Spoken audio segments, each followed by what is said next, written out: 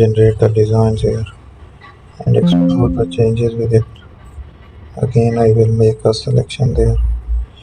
Use that structure. We will add a paint. Keep making that designs. So using an eraser tool.